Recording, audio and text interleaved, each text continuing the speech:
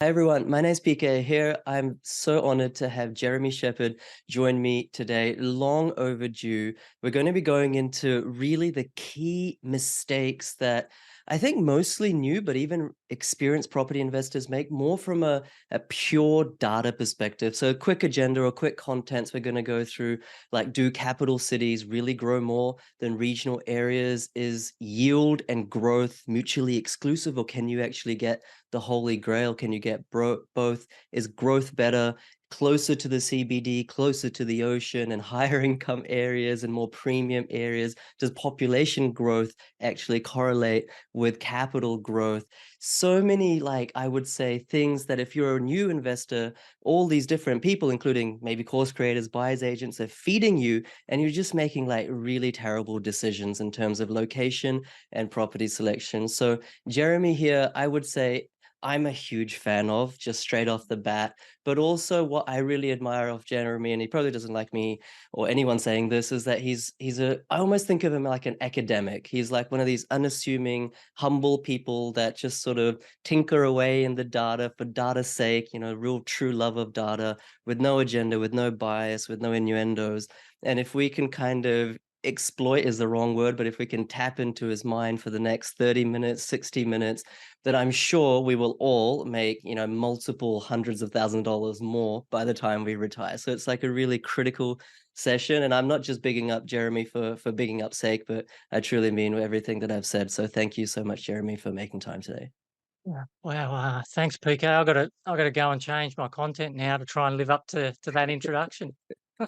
No, I mean, it's been I've personally seen what you do benefiting so many hundreds and hundreds and hundreds of people. So yeah, I'm happy to have you on my platform, and very honored. Welcome to the Oz Property Investment Mastery Podcast. My name's PK, and I help busy people build passive income by buying top 5% growth and cash flow property and build a portfolio using data without wasting months doing research, spending weekends at inspection or catching flights, or dropping $10,000 to $20,000 on buyer's agents every single time. So if you're confused, lack confidence, and just overwhelmed with all the information and marketing misinformation available online and don't know where to start, then this show is for you. I don't think enough people know your own journey, like, because you're actually, although you probably won't admit it, you're actually a successful property investor in your own right. Maybe if you just like take us through your journey from sort of property one all the way to 16, however you want to do that, and I might cut in and ask you some questions in the middle. We will get to the true data points of it later, but I just want to establish your portfolio and see what we can learn from it, really. Sure. Yeah. Well, loads of mistakes in this, and yeah, I hope that when I cringe when I recount these mistakes, I hope that other investors who are listening don't make the same mistakes. So I bought my first investment property in 2002, and it was a $206,000 property. It's in Western Sydney, like very west of Sydney. And my plan was I wanted to buy a property that had good cash flow. So I was after high yields. I bought a house with a granny flat. I was going to renovate the house. The granny flat was relatively new, and the vendor got in touch with me and said, "Hey, do you want a tenant who can live in the granny flat whilst you're getting the house renovated?" And I thought, "Oh, that's great. I've got some cash flow there." And whilst the house was being renovated, this tenant moved in, a young family actually, and they basically never paid a cent in rent, and they were there for about 6 months. I couldn't get rid of them. I had to hire a professional property manager to get rid of them. The tradesmen who were renovating the property, they put their tools down and said, "Jeremy, we're not doing anything more until you get rid of that tenant because they're stealing our stuff." So some tiles would come in, for example, and they'd be gone the next day, and they just believed it was the tenant doing it. Um, anyway, I think it was the day before the sheriff was to come and forcibly evict them. They did leave, but they locked up all the drains in the house, and left taps running to flood the house. Which you do when you've got free rent and it's taken away from you. So my first experience with property investing was pretty miserable. I made a lot of mistakes. I didn't vet the tenant. I didn't hire a professional property manager, and a year later, I finally finished the renovation, and I can remember asking some local agents to come in and value the property, and bank valued it at around about $300,000. So I'd added $94,000 of value, and I thought that was because of my renovation. I think I might have spent 35,000 on the reno. But what I didn't know was that during that period of time, there was a massive amount of capital growth taking place in that area. In fact, all around Australia in the early 2000s, there was a boom. And yeah, it took me probably a decade to realise that I'd gotten lucky, not just in that case, but in property number 2, which was only a stone's throw away. I bought in 2003, similar sort of situation, house with a granny flat, and I renovated. And then I bought in Rockhampton. I bought 3 houses in Rockhampton. This is in 2004. Mhm. And I was in pursuit of really high yields there. And again, I did a reno there. I think I did a couple. And again, it was just great chance, coincidental that I picked a good growth market and got into property investing at a good time. So I thought I was being a really successful property investor, but really I was wasting my time with a lot of these renos. And it was capital growth that was doing. I could have been sitting on my hands, Right. gaining equity instead of wearing them to the nails. 'Cause I was gonna Uh, ask you, 'cause, most people in property circles know you as, like, the creator and founder of DSR Data, which is a fantastic platform, and now you're working on something else as well. Like, had you delved into real estate data before these purchases? From the sound of it, you hadn't really, or no. I mean, I used to look at a very small amount of data. I was one of those cash flow crazy investors pursuing high yield. Uh, I think a lot of people make this mistake where they think, look, I can buy this property right now and it's going to put $100 a month in my pocket. All I need is, 4 more of these and, I'm sitting pretty. But they don't think through, well, how do you get the remaining 4? And that's why I realized later on how important capital growth was. Mhm. But yeah, I would look at a very small amount of data, Right. and I was mostly just pursuing yield. I didn't know what caused capital growth back then when I was a noob. It's funny, yeah. I still classified myself a noob, a novice investor when I had 16 properties in the portfolio because I learnt so much from the mistakes of those 16 properties. But yeah, so I bought 3 properties in Rockhampton. I bought another one in Tassie. I think that was 2004. It gets a little bit blurry in the middle. I know I bought one in Western Australia, Yeah. and this is another one of the huge mistakes that I made because I was very aggressive in the accumulation phase. I used all sorts of tricks, creative finance, we'll call it. One of these properties I bought in Western Australia was with a second mortgage. So I got a bank to lend me 80% and the vendor to lend me 20%. So all I had to do was pay stamp duty and legal fees. Right. And I remember looking at a spreadsheet and calculating return on investment. I thought, if this property just goes up by 4%, it'll be the most profitable deal I've ever had. And based on that, I thought I was, really clever. It went down by about 14%. Uh, and then the second mortgage came due. I had to pay that back, and so I'm looking for equity in other properties. Anyway, that I'm getting ahead there. In 2006, in pursuit of high yield again, I went over to New Zealand and I bought 6 houses in a suburb there called Tokoroa, and they're all very cheap, very high yields, like double digit, like a 10% sort of Right. gross rental yield. Obviously, a lot lower when you factor in all the expenses, the net yield and so on. And again, very lucky that that place was having tremendous capital growth at the time. But this sort of fantastic growth doesn't last forever, Mhm. and quite often there's a retraction. Um, I then headed off to the USA to purchase some property there. That took a lot of effort, building up a credit score, setting up a company, and so on.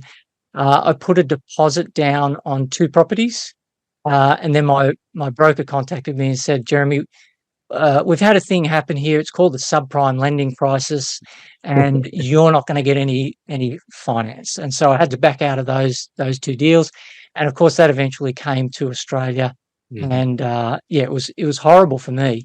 Whilst interest rates of banks here in Australia were going down because it's recessionary times, my creative finance interest rates went up. I remember I was paying something like 11.5% interest on one mortgage, and it was a pretty big mortgage. So when the lesson that I learnt there was you don't want to find the absolute best mortgage in where there's no other lender that will deal with you, because once they increase their interest rates, you've got nowhere else you can go. Your Right. only option is to sell. And so I had to sell down a significant portion of the portfolio at a time when prices had dipped and some of them had negative equity. And yeah, it was a terrible situation to be in. Uh, let's see if I've gone through all the properties. So there were 6 in New Zealand, there was 1 in Western Australia, 1 in Tassie. Um, there were 3 in Queensland. Oh yeah, so I bought another one in South Australia. Um, Christie's Beach, around 30 minutes drive south of Adelaide, and another one in Gladstone. The one in Gladstone, yeah, I bought those in 2008.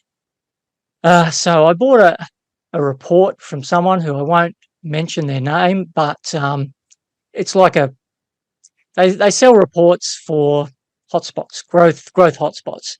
And I remember at the time I couldn't pick between Geraldton in Western Australia, Gladstone in Queensland, the Gippsland region to the east of Victoria. Um, uh, yeah, Morwell was one area I was looking at, and this Christie's Beach.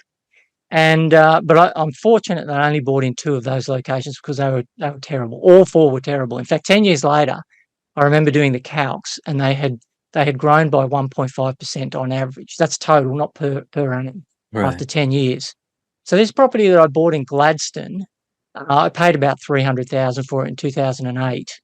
I sold it uh, the end of 2022. So yeah, not so long ago. Okay. 14 years later, for 20% less than what I paid for it. Gosh.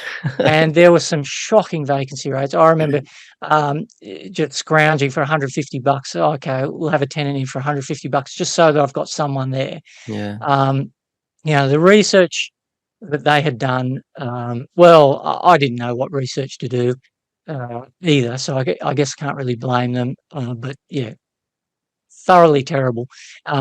I calculate an opportunity cost of close to $1 million with that one investment, and I've made other mistakes along the way too. So yeah, terrible portfolio, way too aggressive in the accumulation phase, uneducated in where to buy and when, and yeah, I've learnt from a lot of mistakes. Right. And yeah, I've sold down a significant portion of that portfolio. I have something that's quite manageable now. In fact, there's one property I'd still like to sell, but I am in a position where I can accumulate more, and I don't think I'll ever go to those dizzy heights ever again. I can remember just end of month, just putting all those rental statements together, keeping track of things for my accountant. It was just a nightmare. So I just want something that's quality, reliable, low maintenance, and yeah, I don't mind having some money in the bank either. It doesn't all have to be invested in property. Yeah. Yeah, so pretty bad story. Loads of mistakes that I hope other people learn from.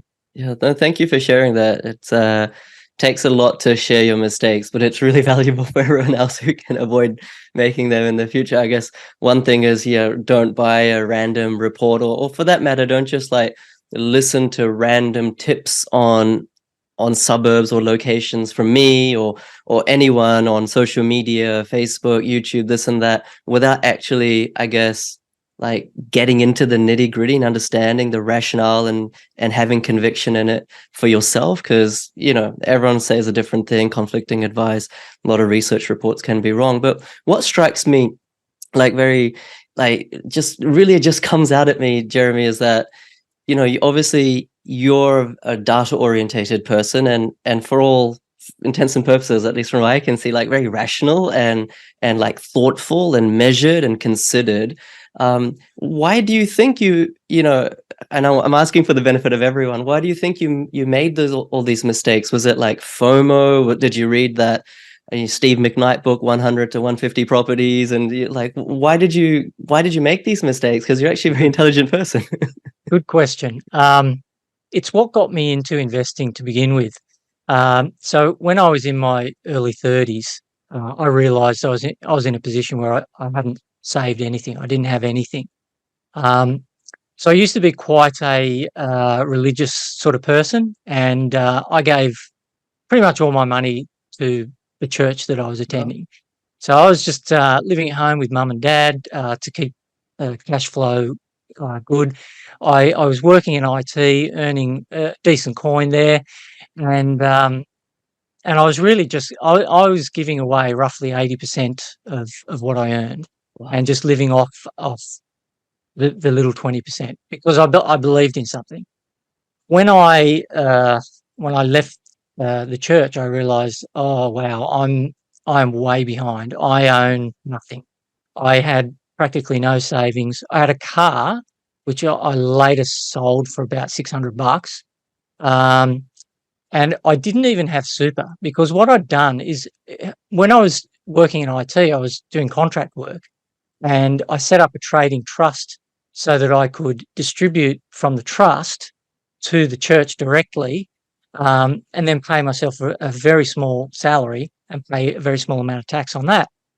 And because it was a distribution, sorry, not a salary, it didn't trigger the compulsory 10% superannuation contribution. Yeah. And yeah, my super fund would send me a letter each 6 months or so telling me, here's how much of your money we've lost, and here's our fee for doing that. And eventually the balance came down to zero.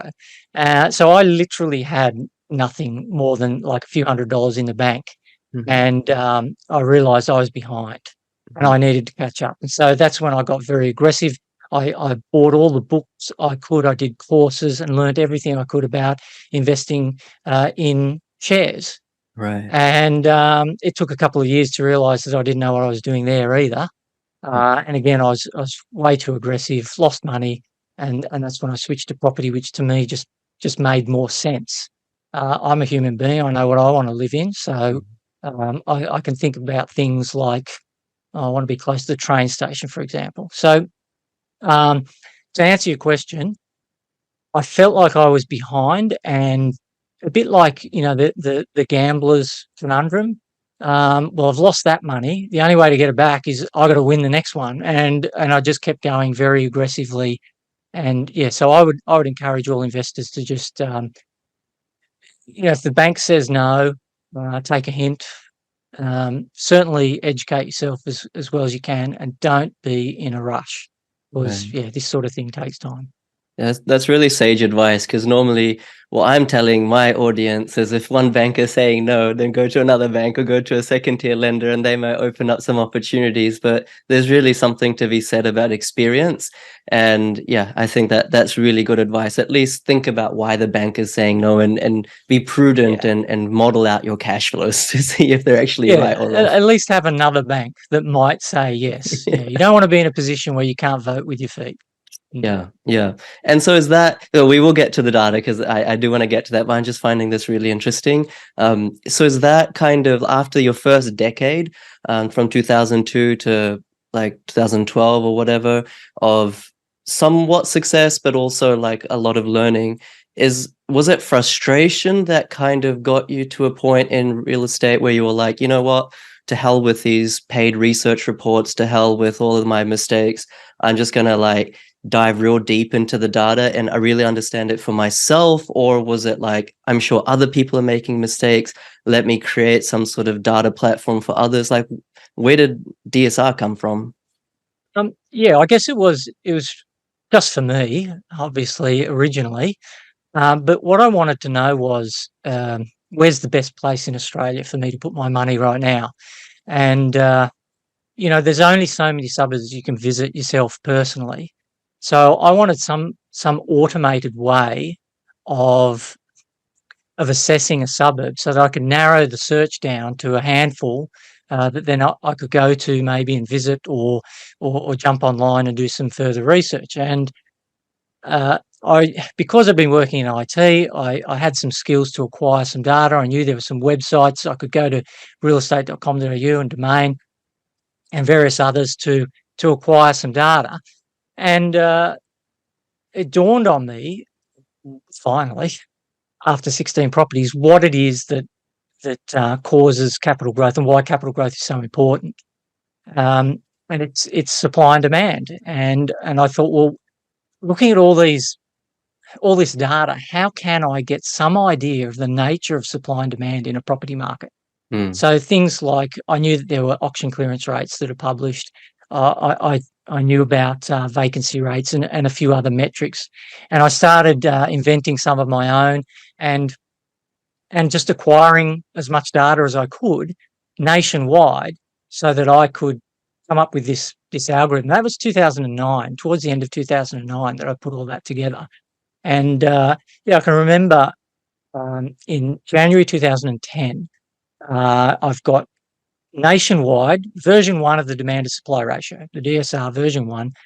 I can remember Heathcote houses were the top of the list, and Airlie Beach unit were the bottom of the list. Okay. And so I contacted a few real estate agents in Heathcote to say, just, this is a sanity check that I did. And one of them got back to me and with just a curt email saying, yeah, we'll put you on the list, Jeremy. If something pops up, we'll let you know. Airlie Beach, the phone rang off the hook. Agents, Jeremy, fly up here. We'll roll out the red carpet. We've got so many for you to choose from. We'll show you around all day. They were going out of their way. Oh, someone wants Red to carpet buy. treatment. We've got oversupply. Yeah. So I knew just from that response that at least there's something in this that it kind of works. Right. And I just kept acquiring more and more data, and yeah, well, the rest is history. Okay. Well, let's get into it.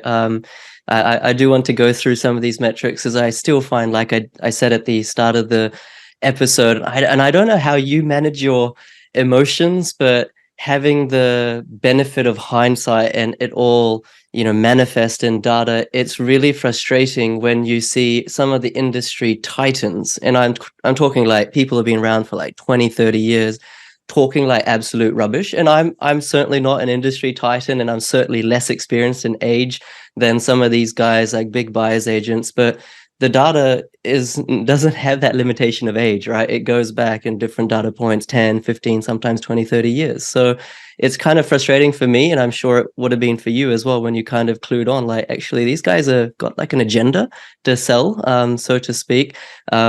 But let's go through the first one. So one thing that I think, as soon as someone starts thinking about property investing, they automatically gravitate towards a place like Sydney, a place like Melbourne, maybe even Brisbane, because let's face it, these are the biggest cities on the face of it. This is where the most jobs and absolute numbers are created. This is where the most immigration comes in absolute numbers. Everyone knows these cities. People love to live in these cities. And so they naturally conclude that, yep, these places must grow the most as well.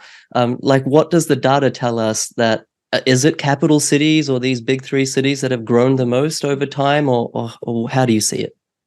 No. In fact, when you compare, and I've done this, I cannot count how many charts I've looked at where I've compared the capital growth of, might be two suburbs side by side, or two cities, or a city versus a suburb. There's a common theme that that you can see in these charts. You almost never see one property market start to outperform the other, and it just two lines just continue to diverge. Instead, what you see is one line get ahead, and then the other catches up. So, what I have noticed is that if you are comparing a capital growth race between two suburbs, two cities, the winner is determined more by where you set the start and finish lines than by where you buy the property. Right. So I have compared the smallest 10% of significant urban areas like cities versus the biggest like Sydney, Melbourne, Brisbane, Perth, Adelaide, Newcastle, Maitland, all these big significant urban areas. I've compared their growth rate to the smallest like country towns, regional towns over, I just updated it this morning, in fact, over 33 and a half years, there is nothing in it. It's like neck and neck. You cannot say one outperforms the other. You cannot say that Sydney outperforms Kingaroy in Queensland. You could if you chose carefully the period of time. But if you looked at the chart, you would see that there are all these, I call them pinch points, where one gets ahead of the other and then they converge. They diverge and they converge. So if that's happening continually, over the long term, you can expect that to continue. So what happens is one property market gets way ahead of the other. It becomes comparatively too expensive. And then the cheaper alternative looks far more appealing to buyers. That accelerates the rate of growth in the second cousin, the second class, supposedly second class property market, and it catches up. So you've got time is a great leveler. There is a tendency in the data that is quite clear cut, a tendency for all property markets to grow at the same rate over the long term. There are some differences, there are some exceptions, but it's quite rare. Right, right. And so that would tell me then, or that would suggest to me that timing the market, particular locations is very important, because let's say we have the benefit of hindsight, but 2013, the preceding 7 or 8 years in Sydney hadn't performed the best. And so according to this kind of equilibrium law that you're talking about, time is a great leveler, then that would have been a great time to invest in Sydney. And obviously we know that since then it's doubled, more than doubled, in fact. How do you, Jeremy, how do you see, like we're sitting here right now in August 2023, just talking high level capital city versus regional. I know there's so many exceptions and nuance to this. Regional has seen a great run up in the last, even pre-COVID, I would say, like Bendigo, Ballarat, Geelong, a lot of these areas did tremendously well. How do you see that sort of catch-up effect going on? Do you see in the next 5 or 10 years capital cities tending to outperform? Of course, long-term, it's all the same. Or do you see regionals tending to outperform capital cities in the sort of medium-term horizon? Yeah, that's an interesting question, because I haven't actually. It's not something that I look at, because for me it's a practical application of the data. So I need to buy an investment property somewhere, and if it happens to be a regional market, I don't care. Or if it's a capital city market, I don't care either. But like you pointed out, there are eras when the regions will outperform, and other eras where the state capitals will outperform.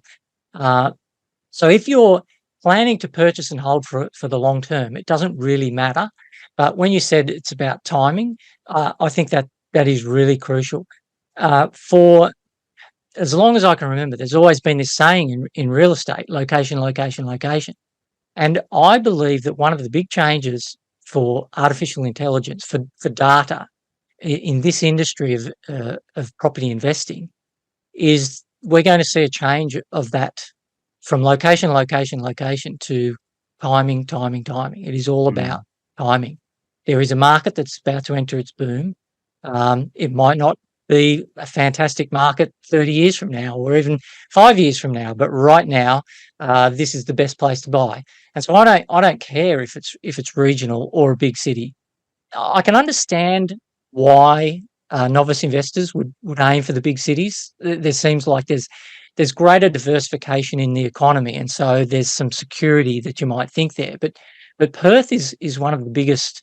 I mean, I think it's the fifth largest significant urban area in Australia. But in 2013, at the end of the resources boom, when was that? 2015.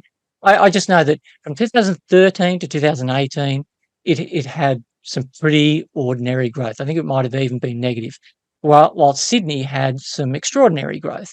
So even very populous cities can suffer. So you still are at risk as a property investor. And Sydney, we know, just recently had some negative growth too. So it really doesn't matter where you buy, how big it is, there's still a risk, and you need to know when is the right time to enter the market. Yeah, yeah. I So grew up in I couldn't answer that question about that's regional fine. I mean, versus I city. think I the don't way know.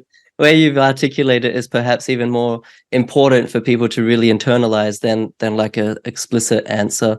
And like I can definitely say, and maybe you know this as well, or can relate to it, like in New Zealand where I grew up, people didn't, not just in property, but just in everything, people don't really categorize regional versus capital city. It's not like I grew up in Napier, so that's a regional area, whereas you grew up in Wellington, so that's like a capital city. People just see every place as like having its own dynamics. And I think, I don't know why we're sort of hung up perhaps in Australia around cap city versus Yeah, regional, as yeah, if there one's is a better bit of than a the hang other. up. Yeah, like the USA, you've got so many cities, so many large cities around, and I think Australia is probably heading the same way. We've got enough diversity in some of these regional markets that it's Mm, not like it used to be, where it's just a one trick town. It's got one industry there, and if that industry goes belly up, you're in trouble. I just think there's so much opportunity, so much diversity across Australia's geography that it doesn't matter. Maybe in the past it was relevant, but certainly not now. yeah, maybe it's like the history is etched into our consciousness, and we think of Townsville, for example, Mm, as like a mining town, whereas it's not really a mining town anymore. It's much more right. Yeah. diversified. Okay, let's go to the second one. So growth is more important than yield, or yield is more important than growth, or do we need to make that trade-off? I actually just got a DM in my Facebook the other day, and this guy had screenshotted something in a men's finance Facebook group, and some buyer's agent was saying, oh, PK is completely wrong because his tagline is, buy high growth, high cash flow property, and that just can't happen. And I've been a buyer's agent for 20 years. And so let me ask you, you're the expert, Jeremy. Do you need to make trade-offs, or can you consistently or sufficiently consistently buy properties that have both a high yield and high growth outlook? Yeah, you can, but it is only for a short period of time. Like the whole timing thing. So I could easily find a suburb in, say, Sydney right now where there might be a double-digit growth forecast for the next 12 months, and I could find the same sort of thing elsewhere in a regional town. But the Sydney property is going to have like a 3% yield, and the regional town might have 5%. So it's pretty straightforward what I would choose. I'd go for the higher yield, and yeah, I believe that you can find both high yield and good capital growth, like above average capital growth. That above average capital growth is only going to be for a short while. Eventually, the market will balance again, but you want that short while to be the point of time starting from settlement when you purchase, Yeah. um, so that you've built in that equity, and if something happens disastrously, you have to sell, then at least you've got some equity there.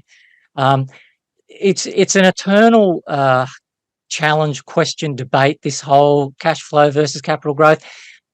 I believe that a lot of people can get stuck if they focus too heavily on one and not the other. Mm. And of course, it also depends on the individual. Like if someone was just about to enter into retirement, they want a cash flow positive portfolio to replace their salary. Whereas an investor who's maybe in their 30s, 40s, even 50s, growth is still going to be your best friend. It's ironic that the fastest way to a retirement ready, cash flow positive portfolio of properties is actually through capital growth. not through yield. But I can understand why investors want to focus on the cash flow, because it's simpler. You can, well, what's the rental yield for this property? You know it right now, so you can do your calculations. Most people have got no idea what the capital growth forecast is going to be, so Mhm. ignore the unknown and go with what's known. So you can see why there is that fixation. But to answer the question, I believe you can have both. Sure, sure.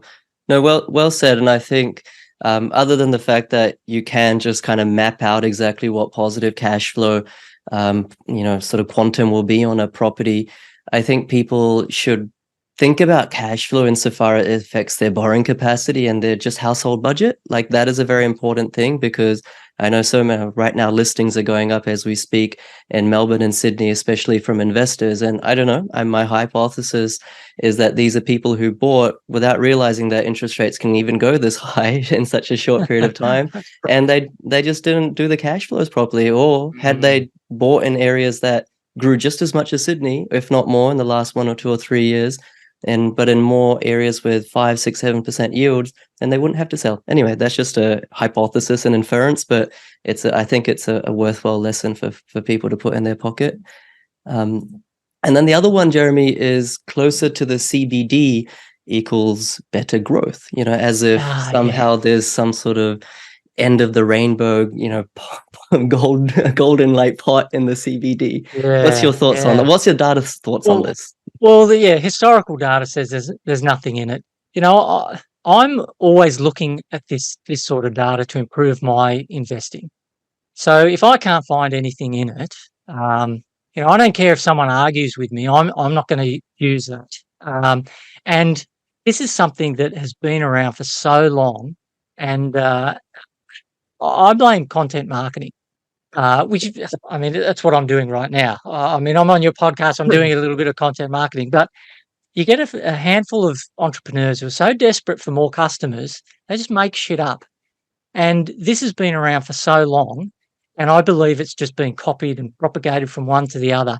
And what's worse is there's been some analysis done um, that's been flawed in the past, and people have read that, and it's come from organisations with big names. There's this one chart that I've referred to in the past that was put together by the Reserve Bank of Australia. You may have heard of them, and the Real Estate Institute of Australia. Two pretty big names, and it had one fundamental flaw in the analysis in that they were only looking at one period of time. I repeated their chart. Their chart said, yes, you've got to buy close to the CBD. There's going to be this ever-growing disparity between the haves and the have-nots, and it's based on proximity to CBD. So I repeated that for a different period of time and got the complete opposite conclusion. So there's flaws in the analysis that's been done in the past.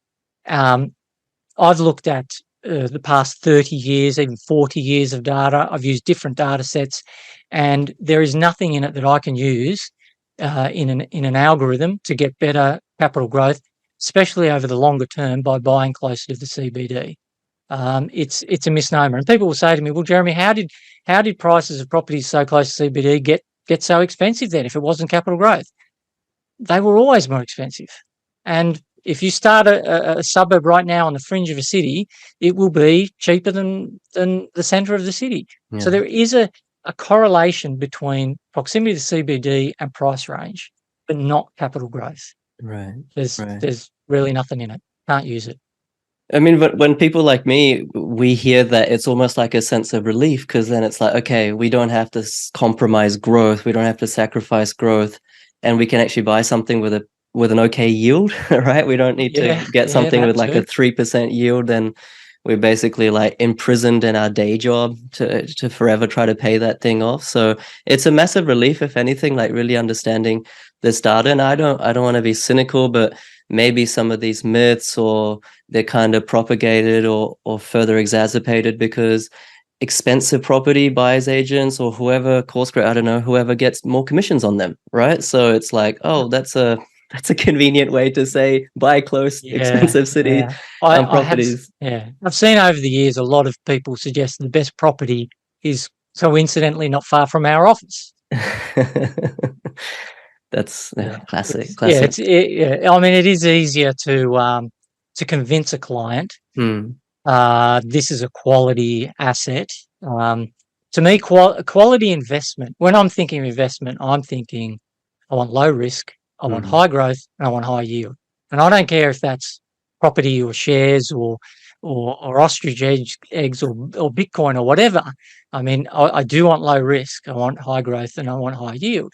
yeah, To say that a quality asset is more expensive, well, we should see something in the data then. More expensive markets should outperform, but they don't, and they're actually even riskier. So historical analysis of the volatility. So volatility is a measure of risk. The more volatility, the more wild swings up and down, the riskier a market is. So you might see, Bitcoin has tremendous volatility. The share market has more volatility than the property market. But the top decile, the top 10% of property markets in Australia have had more volatility than the bottom 10%. So whenever we get in recessionary times and the property market is heading backwards, I quite often hear on social media these half-baked experts, for want of a better word, saying, "Oh, there's a flight to quality," but actually there is a flight to affordability in the tough mm, times, because those those cheaper markets tend to hold their own. They have more stable prices, and it's the expensive markets. They fly up in the good times and they plummet in the bad times. So they are actually more volatile. So there's more risk the closer to the CBD, the more expensive you are. Um, like you mentioned before, there's high yield further away, and there's no difference in growth. So there's no reason for property investors to stretch themselves and buy in these relatively unaffordable areas. yeah. I can kind of empathize with those people who do market this in their content, because it's so, like, even for themselves, like, they may not be malicious people, they may just be actually drinking the Kool-Aid. Like, it makes so much logical sense. Like, let's move to the next now, number 4, like closer to the ocean or water body or lake or river or canal, or closer to the train station, closer to a shopping center, the better the Right. growth. Okay. And it makes so much sense. It's like, of course, yeah, I want to live close to the water. I want to be close to walking to a train station. I want to be, close to a shopping center. Who doesn't? So, like, it's such an easy sell, but what does the data show about that in terms of growth? Yeah, yeah. The data shows that over the long term, there's nothing in that. And the reason why is, like you said, I want to be close to a train station. I want to have the beach there. A teenage boy wants a Ferrari, but it's just wishful thinking. They do not influence the price of Ferraris. The price of Ferraris are influenced by middle-aged men like me who have something to prove, and they go into a dealership and start haggling. So you've got to actually put your hand up at auction for a genuine oceanfront property at Tamarama selling for $4 million. That's what changes prices. It's that sort of demand. Now, if a suburb was to receive a new train station, so a train line is extended through that suburb, there will be a period of time of above average growth for that property market because it's received a new amenity. That makes it more attractive. But over a period of time, that above average capital growth rate will result in higher prices until the benefit of that amenity is then factored into the price of the property.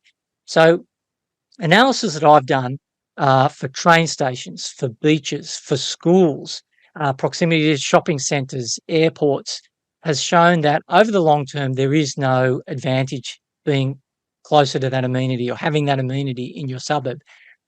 Queensland University of Technology did an interesting study.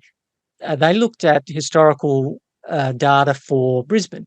Now, I think it was in the 80s somewhere, Brisbane had a new runway. There was going to be a change in flight path. There's a bunch of suburbs that were going to be negatively affected by that. And QUT found that for a period of 4 years, there were a handful of suburbs in Brisbane that underperformed the Brisbane growth rate, and they were in this flight path. But after 4 years of lower growth, that negativity was then factored into the price of property, and from then on, it was business as usual, same sort of capital growth. Right. So it's change in amenities that will push prices faster or slower in this case for the airport in Brisbane. But having that amenity there over the long term, if there's always been a good school, then it's already factored into the price of property. And so historical data shows that over, say, 30 years, there's no advantage in having a train station in your suburb or not, being a beachside suburb or not. Sure. That's such counterintuitive analysis, but even in the short term, I know you mentioned that perhaps on aggregate, there is a change, in capital growth momentum in the short term when there's a change in amenity. But even like just off the top of my head, there's so many examples that I can think of where like there wasn't, even if there is short-term change in amenity. And it just goes to show that there's so many other demand and supply factors at play. For example, Oh, yeah. obviously Brisbane just got a new runway. Just on that example, I think 1 year ago to a couple of years ago, got a new runway. And a lot of these areas like Bulimba and Ascot, parts of Hamilton are now on the flight path. These are all very well-to-do areas. But all those areas have gone up like 40%, basically the same as most other areas in Brisbane Yeah. since the last boom. And even on the point of train stations like Brisbane up through Petrie out to Kippa Ring had that new line extension. And those areas didn't really outperform any other area in the last 5 years. Yeah, there's a And lot same of in Sydney. factors. Yeah, a Yeah. lot of factors that affect a buyer's decision making. It's not just low crime, good schools. There's a huge list. So yeah, if one thing changes, it's unlikely to drive, price growth amazingly. Yeah. Yeah, and I want to talk about high incomes now because I know you watched that episode. And guys, if you haven't watched the episode, there was a really interesting and popcorn worthy episode that everyone should watch where I was interviewed on the Elephant in the Room podcast, and we really discussed and debated this concept of, do incomes have a correlation with capital growth? In other words, if incomes are growing really swiftly in an area, just on an absolute basis, not in relative terms to other areas, not in relative terms to the state average, just absolute, those areas, do they or do they not grow more in terms of house prices? What does the data say about that, Jeremy? Yeah, well, I've done a fair bit of analysis on this and got into a lot of arguments on it because it's another one of those counterintuitive things. You think the overall concept makes perfect sense. If people have more money, surely they can afford more. But in trying to use this practically, what we've got is family household income from census. So it's once every 5 years. Now, I've looked at data dating back to 1991 when there were household family incomes recorded, and I've measured capital growth. And certainly higher income areas do not have higher capital growth compared to lower income areas. I've looked at change in income as well, and haven't been able to find anything reliable there. There may be some magical combination that I haven't analysed, but if you were a novice investor and looking to invest in an area, you're going to look for this sort of data, and it's not going to help you. Historically, it just hasn't worked. Now, there are eras, depending on where you set the start and finish line of your measurement of capital growth. There are eras where high income areas do outperform, and then the reverse happens. Low income areas outperform. So using some sort of trying to come up with something consistent that's reliable, there isn't anything in the data. So I'm always looking for metrics to improve the algorithm, and I can't use that data. It's as simple as that. I'm not going to throw it in there because some old school believer suggests that it works. It has to work, Jeremy. It just has to. Yeah, I'm sorry, it doesn't. Sure. And what about marginal incomes, Jeremy? So this is a little bit of a nuance. So, okay, fine, income changes in a suburb don't have any effect on capital growth, or no correlation at least. What about marginal income? So like in the last 1 year, a whole lot of additional higher income people have just moved into a suburb. Do you think that has an impact in the short term, not 30-year data, but just short term in terms of capital growth? Well, yeah, at the end of the day, it's the data that tells the truth, and I haven't done that analysis. So there could be something in that. Uh, my guess is that there's something else in property markets that's driving demand. Something makes a suburb more appealing, and that pushes up prices. In order to buy into that market, you need to have a higher income now because prices are going up. So it could be that capital growth drives incomes for a particular suburb.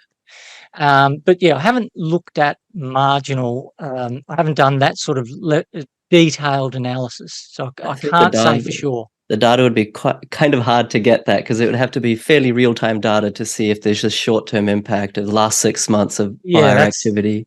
That's another issue with the census data, and some people have suggested, well, people can put anything on their census about what they're earning. But if that's the case, then all the more reason why you can't use that data. So yeah, again, we've got no use for it. Sure, sure. So as people are watching or listening to this episode now, they're probably scratching their heads. They're like, okay, all the things that were like in my top 10 checklist of where to buy property is just being completely like demystified. I've got one last one that we can chew upon: population growth. Like, surely, like, come on, throw me a bone here. Surely, if population increases in a suburb or whatever, surely prices have to increase, right? What's the data showing? Yeah, again, there's nothing really that can be used in the data, and again, at the top level, makes perfect sense. More people, more demand. Surely that works. But and I think that does make sense at a macro level. Like when you're thinking about Australia, if we have more migrants come to the country, that's more demand for property. We need to build more properties. If we're not building as fast as they're coming, then surely there's got to be that sort of pressure on prices. But then think of the practical application of that concept. I need to buy a property that sits in a street of a suburb. Where is that suburb in all of Australia? If you then go and look at population growth at a suburb level, like a micro level, there's a problem there because the highest, fastest rate of population growth that can ever occur in a suburb happens because of additional supply. So developers come in, they build a whole bunch of dwellings. Those dwellings are obviously vacant until people come in and occupy them. So you actually need for population growth to be above average, you actually need above average supply. And of course, supply is the enemy of capital growth. So you're sort of kicking yourself in the pants there. So again, it's one of those metrics that has been bounced around for decades.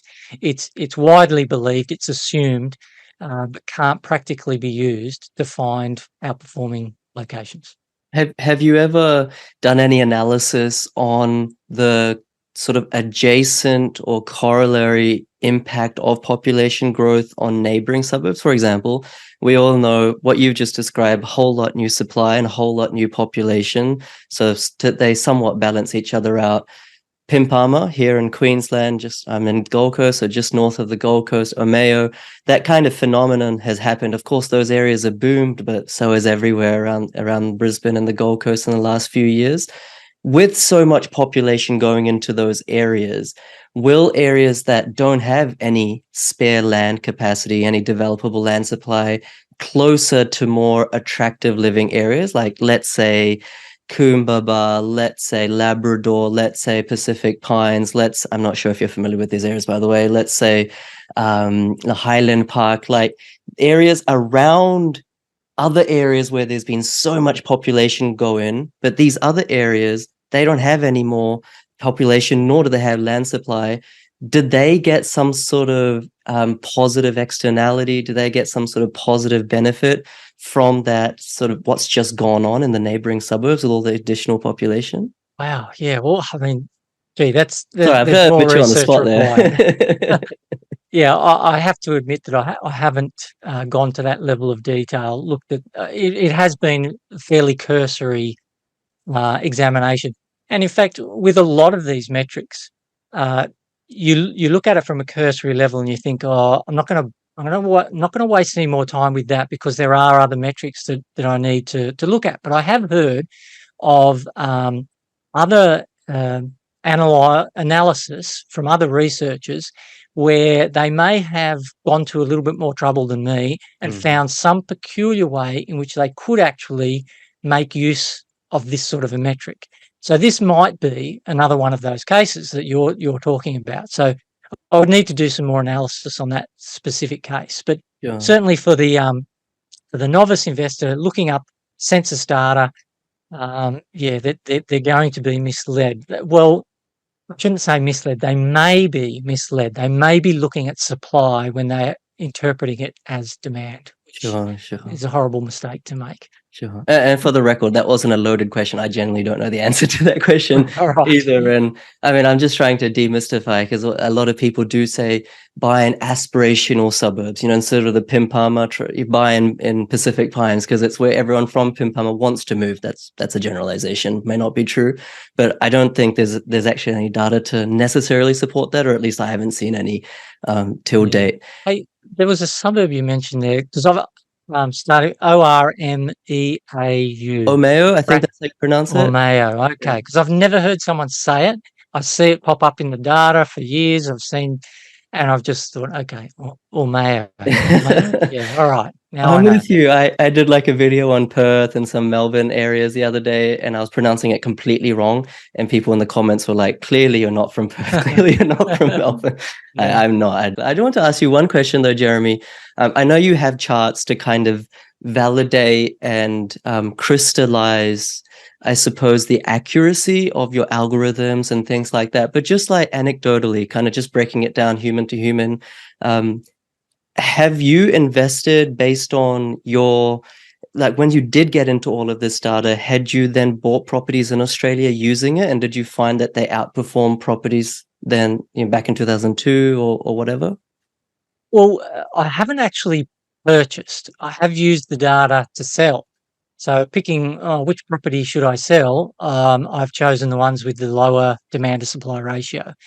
But I have looked at the historical performance, and when I was in the early days, I thought, let's see how this algorithm performs versus national growth rate, for example. And then I thought, well, hang on a sec. There may be a whole bunch of experts out there that are easily outperforming the national growth rate. So I should compare the DSR to their hotspot picks. Right. And I was appalled. Some of the highest profile industry experts have some of the most atrocious past performance. So I went back to just comparing it to the national growth rate. And of course, I wouldn't use it if it didn't outperform. Yeah. So it does, but it still has some failures. It's not perfect.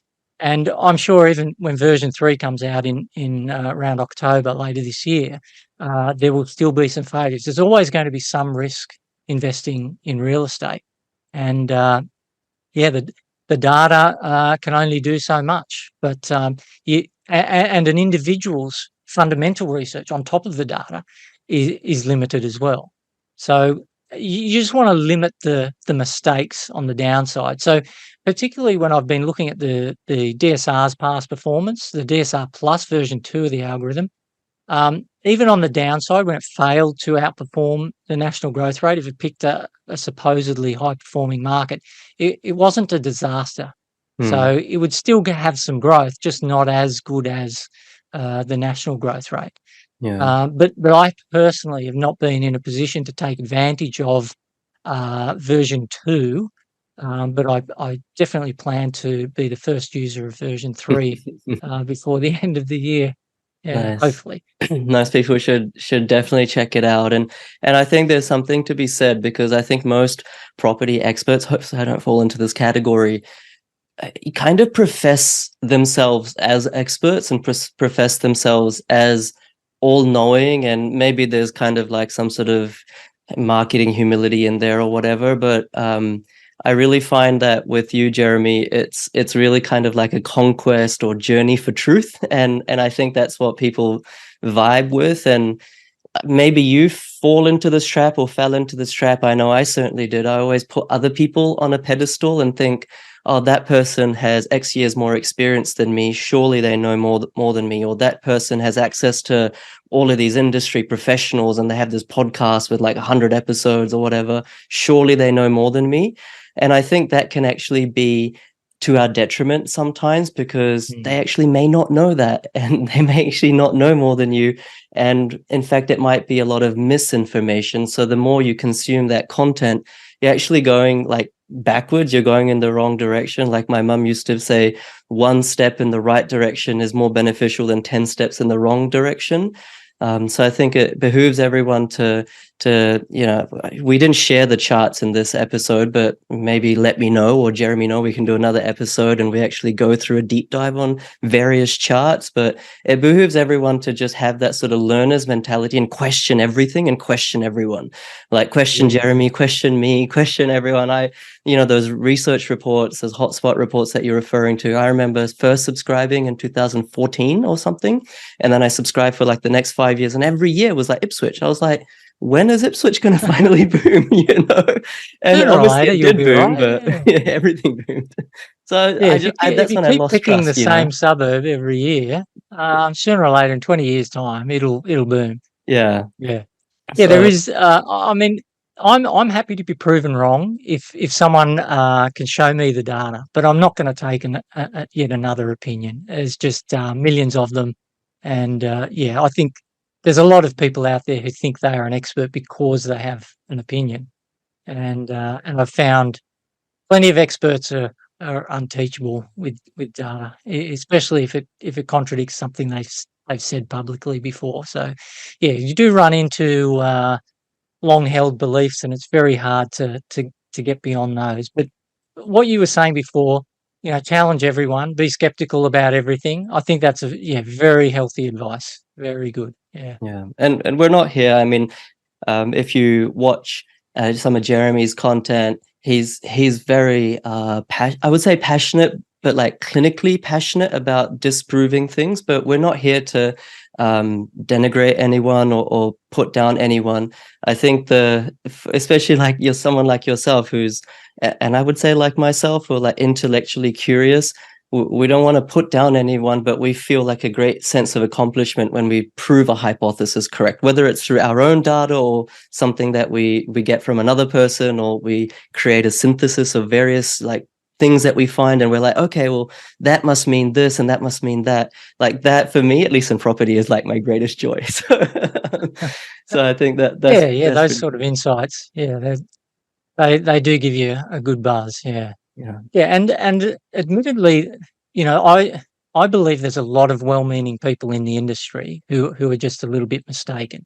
Some are a lot mistaken, but most of them, it's like just any human being. There's not a whole bunch of spruikers out there trying to deceive. There's just people who don't know any better, and some of them can be absolutely charming individuals, and have your best interests at heart, like my mum, but they don't know property and they don't know data, and they can mislead, unfortunately. So it's just something we need to be aware of. And of course, the data age has changed a lot. So if you've been in industry for a long time, say 20 years, the data age is still relatively new to Mm. you, and that may be hard to adapt to.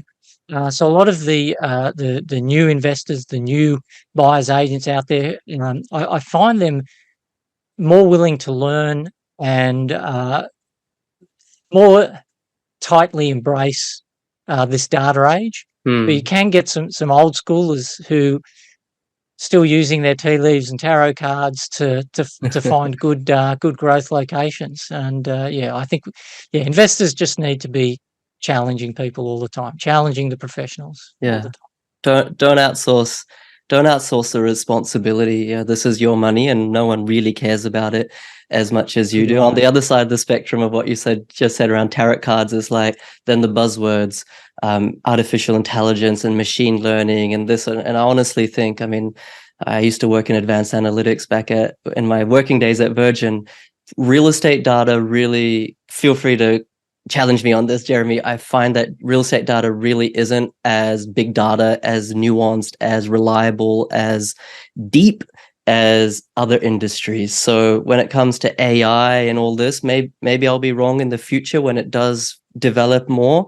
But watch out for a lot of those buzzwords as well. And I do notice that you don't, even though you're probably the preeminent data guy, so to speak, in Australian real estate, I do notice that you don't really use those terms a hell of a lot.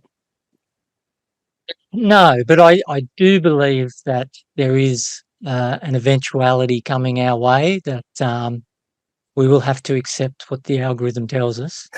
Uh, I asked ChatGPT in January, what will be the top growth markets in Australia in 2023? Yeah. And it told me to consult with a real estate expert. So Oh, did yeah, it? yeah, which I thought was rude. It obviously didn't know I was an expert. Oh, So I told it, well, thanks very much, but I'll consult with an expert AI. okay. Um, yeah, anyway, Well, at least we're it's not advised obsolete. agent. That gives me some solace. Yeah, yeah, it's still a work in progress, but I do believe that sooner or later, yeah, people might like me will be out of a job, and yeah, the algorithms will know all. But yeah, like you said, the depth of data. When you think about how much of a property market transacts in a single month, for example, it's typically 1% or less. So here we are trying to say, here's the typical value for properties in this month in this suburb, and it's based on 1% of the properties in that market transacting. So we don't have that sort of depth. Yeah, the data age is still evolving, and yeah, so AI has still a fair way to go. Um, I don't trust my own algorithm. I will still check a few things. Yeah. And yeah, I encourage every investor to do that. Let's just keep using them at the moment as shortlisting tools, and yeah, hold them accountable and keep watching them closely. Yeah, nice one. Okay, last question. What's a piece of advice that you would give to your 30-something-year-old self before you started investing in real estate? Wow. Yeah, take your time. Don't be so aggressive. You'll get yourself in trouble. You don't have to catch up. Um, you know, back in the day, there used to be magazines, property magazines that were in print. Your Investment Property magazine. I used to write for them, and Australian Property Investor magazine. Uh, they would interview successful investors, and some might do renovations, some might do subdivisions, some might do high cash flow. They'd all have a different strategy, and they'd all be successful. They had one thing in common. They were always asked, what would you have done differently? And they all had the same answer: I would have started sooner. So I would challenge investors to get into the market by hook or by crook. If you are, especially if you are young, just get in and start earlier. I mean, I hear of investors who are buying in their 20s, and I think, Mhm. wow, they'll be in they'll be retired in their 50s, and they want their friends to retire because they've got no one to play with. Oh, we want to travel, we want to go. Sorry, we're still working. Yeah. Yeah, you've just made the right decision if you can think about it early enough.